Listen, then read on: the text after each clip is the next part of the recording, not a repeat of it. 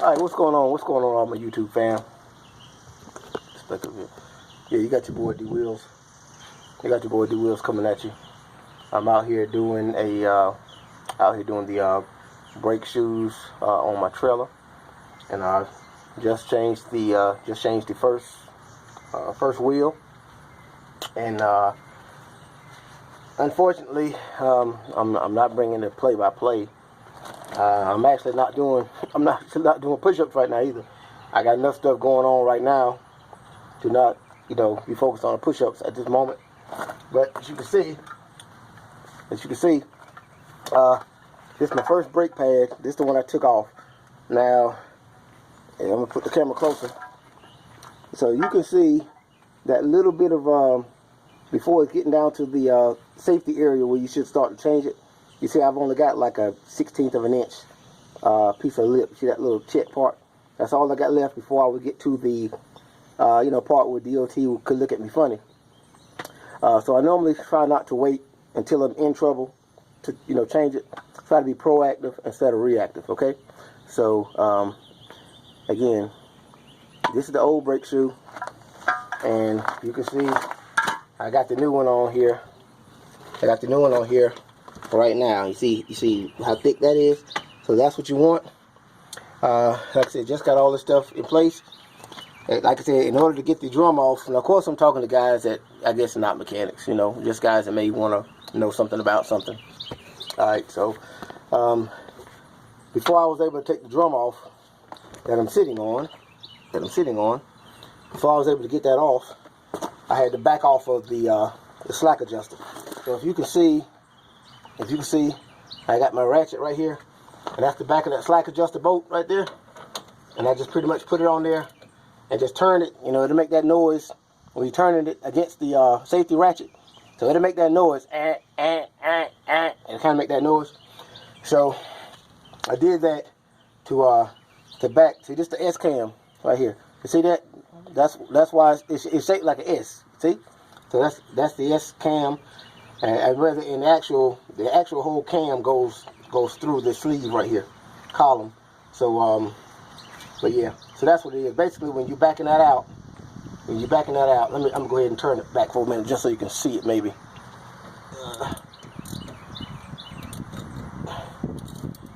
If you can see as I turn this here, and the ratchet, I need to get another ratchet. As you can see as I do this here, see that cam is moving. Okay. So I'm not gonna open it back up because I need it closed. I need it open all the way back up so I can get the drum back on there. So, but that's what your boy doing today. I'm not trying to really come at you with no long video, anything like that. But let me put the camera right here for a minute here.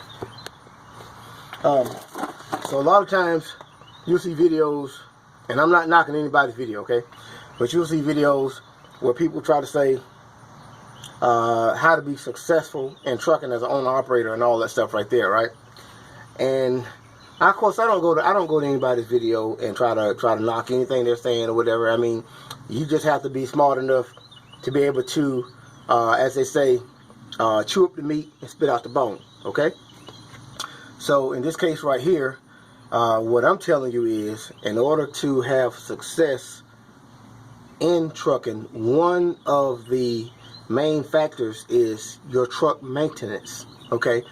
And if you are a person that know how to turn a wrench, okay, if you don't, and I've said this before on the video of mine, if you don't know anything about how to do maintenance on your vehicle, that I'm not saying don't become an owner operator. I'm not saying that, but what I am saying is you need to make sure you have more money set aside for maintenance, because every time something gets done, it's going to have to be somebody else doing it, and it's always going to cost you more money when it's somebody else is doing it.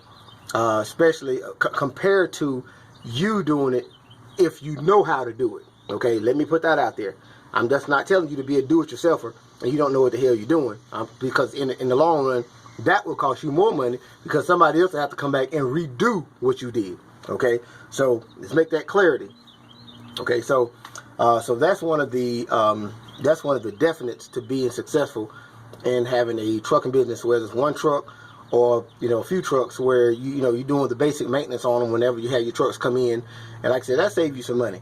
Saying keep in mind that if you save too much money and you make a lot of money, then you're gonna have a tax issue because you didn't spend enough money. So make sure you got a good accountant that know how to work the numbers, and kind of make it the best for you. But I'm just saying, with things being like tight in the freight game right now, and everybody taking freight for cheap rates and everything like that, it's a constant battle. It's a constant battle. This thing's sun out here bright, boy. I'm keep this thing up. I'm trying to be up. I'm trying to be up under the shade, right? But it's a constant battle to maintain a profit out here. Okay, so this is one of the ways that I do it. I change my own brakes, tires on my truck, and all that stuff right there. For the most part, most of the stuff on my truck and trailer, unless it's something with the reefer unit where it is related to the refrigeration part, that's I let the professionals handle that because that's their thing. And stuff like that. And up in the engine of my truck, the injectors, injector cups, stuff like that, that's very, very close tolerances. I let the professionals do that right there. But most of the other things, alternators, starters, all types of stuff like that, I try to handle that myself. Okay, so but that's just a tip right there. I'm just showing y'all what I'm doing today. Like I said, I'm not doing the 50 push-ups right now. I got a lot of stuff to do today.